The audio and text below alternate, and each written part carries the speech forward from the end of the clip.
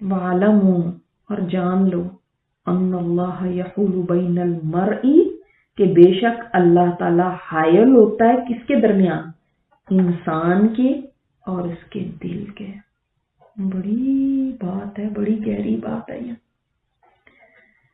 اللہ تعالی حائل ہوتا ہے انسان کے اور اس کے دل کے درمیان. اس سے پہلے کیا بات چل رہی کہ جو چیز زندگی دیتی ہے تمہیں اس کی طرف اللہ رسول بلاتے ہیں تو فوراً لبیک کہا کرو.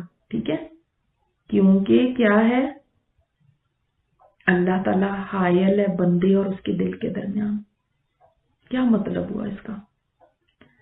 اس کے دو معنی ہیں.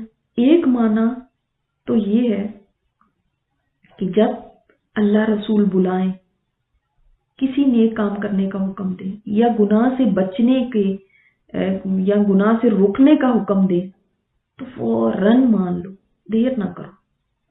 دیر نہ کرو، اس کو غنیمت سمجھو. اس وقت کو جو آپ کو مل گیا یا جو آپ کے اندر اس وقت جوش ہے نا، جیسے آپ فار ایگزامپل آپ آیتیں سنتے ہیں، اس کے بعد کیا ہوتا ہے، دل کرتا ہے فوراً عمل کر لیں.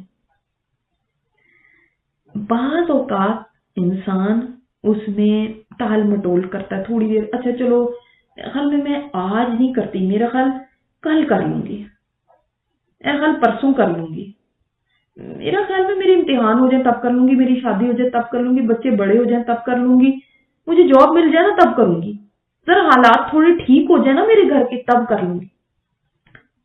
لیکن ایسا ہوتا ہے کہ وہ کام ہو ہی نہیں پاتا، پھر وہ عمل رہ ہی جاتا ہے. اللہ تعالیٰ حائل ہو جاتا ہے بندے کے اور اس کے دل کے درمیان، یعنی رکاوٹ آ جاتی ہے. کوئی بھی رکاوٹ ہو سکتی ہے. ہو سکتا ہے انسان کو موت ہی آ جائے، چلو موت نہیں آئی تو کوئی بیماری آ سکتی ہے، کوئی ایسے حالات ہو سکتے ہیں اس کام کرنے کی فرصت ہی نہ ملے، یا وہ جوش ہی ٹھنڈا ہو جائے. بعض دفعہ ہوتے نا اسی وقت ہم کر لیں تو کر لیں. آپ نے مثلا صدقہ کرنے کا ہی سوچا، اس وقت کر لیا تو کر لیا، بڑا ہی اس وقت جوش تھا. اس کے بعد بس جو سوچ میں پڑے تو سوچ میں پڑے ہی رہ گئے، بھول ہی گیا کرنا، یا سستی چھا گئی، توفیق چھن جاتی ہے. مطلب یہ اللہ تعالیٰ حائل ہو جاتا ہے اس کے درمیان، یعنی توفیق چھن جاتی ہے، وہ پھر کام کر ہی نہیں پاتا. اس کا دل ہی بدل گیا، اب دل کرتا ہی نہیں. دل بھی ایک جیسے نہیں رہتے نا. آپ صلی اللہ علیہ وسلم نے فرمایا نا کہ دل جو ہے وہ اللہ تعالیٰ کی دو کریم انگلیوں کے درمیان ہے، وہ جدھر چاہے ان کو پھیرتے. صحابہ نے پوچھا تھا نا کہ یا رسول اللہ آپ اتنی یہ دعا پڑھتے ہیں یا مقلب القلوب ثبت قلبی علی دینک، تو ہم آپ پہ اور آپ پہ اتری ہوئی وحی پہ ایمان لے تو آئے ہیں، اب تو ہمیں کس بات کا خطرہ ہے؟ یعنی جیسے ہم بھی سوچتے ہیں نا ہم تو مسلمان ہیں، ہمیں کیا، اب تو اللہ معاف کرے، اللہ معاف کرے، ہم نے کون سا پھر جانا ہے اسلام سے؟ آپ کو کیا پتا، یہ دل بدلتے ہوئے دیر نہیں لگتی. اس لیے آپ صلی اللہ علیہ وسلم کثرت سے یہ دعا مانگا کرتے تھے. اور مسند احمد میں بھی آپ صلی اللہ علیہ وسلم فرماتے تھے ہر دل اللہ رب العالمین کی انگلیوں میں سے دو انگلیوں کے درمیان، جب سیدھا کرنا چاہتا ہے کر دیتا ہے، جب ٹیڑھا کرنا چاہتا ہے کر دیتا ہے. اللہ اکبر. تو اس لیے ایک تو یہ دعا بڑی مانگنی چاہیے، یا مقلب القلوب ثبت قلبی علی دینک، کیونکہ اللہ تعالیٰ کے ارادے کے بغیر انسان کوئی نیکی نہیں کر سکتا، نہ ایمان لا سکتا ہے، نہ کوئی اور نیکی کر سکتا ہے، کچھ نہیں کر سکتا. تو ایک تو یہ بات کہ انسان یہ دعا کرتا رہے، دوسرے یہ کہ بہت کیئرفل رہیں کہ آپ جب کسی چیز کا ارادہ کریں نا نیکی کا، اس کو فوراً کر دیں، کل پہ نہ ڈالیں، ورنہ یہ جو آج جوش ہے نا یہ ٹھنڈا ہو جانا ہے. اور آپ کو کیا پتا آپ کا کل دل کیا ہوتا ہے، یا وہ پتا ہے کیا پتا کوئی مصروفیت ایسی آ جائے تو موقع چھن جاتا ہے. اللہ تعالیٰ حائل ہو جاتا ہے بندے اور اس کے درمیان، دل کے درمیان، موقع چھین لیتا ہے اللہ تعالیٰ. کئی مواقع آپ کو بھی پتا ہوں گے، موقع اس وقت تھا، موقع وہ بعد میں آپ کہتے ہیں تو وہ کہتے ہیں نہیں اب تو ہمارے فنڈز پورے ہو گئے، اب تو ہمیں نہیں چاہیے. میں صرف یہ صدقہ خیرات کی بات نہیں کر رہی، بہت ساری چیزوں میں آپ نے آج سوچا میں قرآن پاک سیکھتی ہوں، پھر واقعی بڑا دل نرم ہو گیا. کسی درس میں بیٹھے تھے, بڑا سب نے ہاتھ کھڑے کر دیے. ہاں ہم اللہ کی خاطر اپنا وقت لگانے کو تیار ہیں, ہم اللہ کے دین کو سیکھنے کو تیار ہیں, ہم یہ قربانی دینے کو تیار ہیں. اس کے بعد گھر گئے, بچے, گھر, چیزیں, شاپنگ, یہ وہ. پھر اس کے بعد پتہ ہی نہیں کہ کیا کہا تھا, کیونکہ فوراً اس کے اوپر سٹیپ نہیں نہ لیا.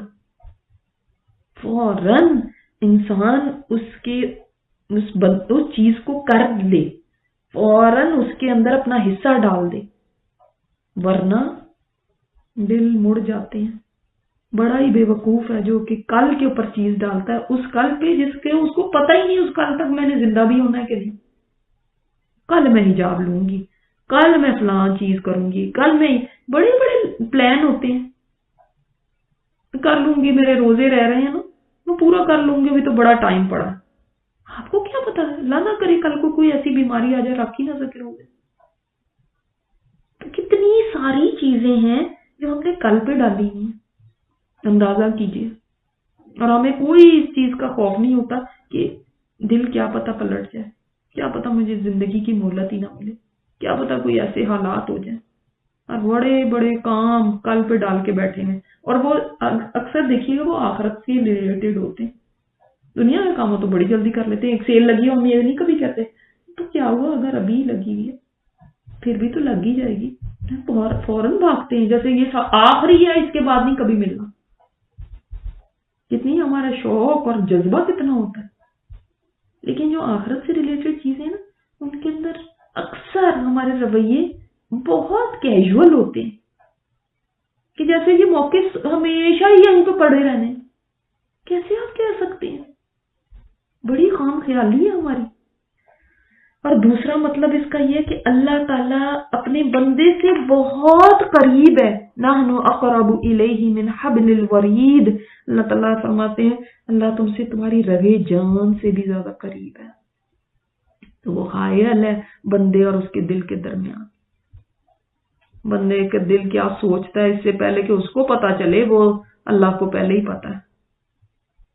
اور پھر اللہ تعالیٰ کے اس میں مٹھی میں ہے انسان کا دل, اس کی انگلیوں میں. جب وہ کسی بندے کو کسی برائی سے حفاظت کرنا چاہے تو اس کے دل اور وہ اس گناہ کے درمیان آڑ کر دیتا ہے. اور جب کسی کی بدبختی مقدر بن چکی ہو تو اس کے دل میں اور نیک کاموں کے درمیان آڑ کر دی جاتی. تو یہ ہے نا چیزیں. اس لیے پھر فرمایا کہ فوراً لبیک کا کہا کرو اللہ رسول کی بات پہ. اس بارے میں ایک واقعہ بھی آتا ہے ترمذی شریف میں اور نسائی میں بھی کہ آپ صلی اللہ علیہ وسلم نے ایک روز ابی بن کعب کو بلایا. تو ابی بن کعب نماز پڑھ رہے تھے, جلدی جلدی نماز پوری کر کے حاضر ہوئے. آپ نے فرمایا جب میں نے تمہیں بلایا تھا تو تم نے دیر کیوں کر دی؟ فرمانے لگے میں نماز پڑھا. آپ نے فرمایا تم نے اللہ تعالیٰ کی یہ بات نہیں سنی, استجیبوا للہ وللرسول اذا دعاکم, فوراً لبیک کو. تو اگر نماز حالت میں بھی وہ بلائیں تو فوراً حاضر ہو جائے. اسی طرح والدین کے لیے بھی اگر وہ بھی پکارے اور آپ فرض نماز نہیں نفلی نماز اگر آپ پڑھیں تو فوراً سلام پھیر کے جائیں اور ان کی بات کو سنیں.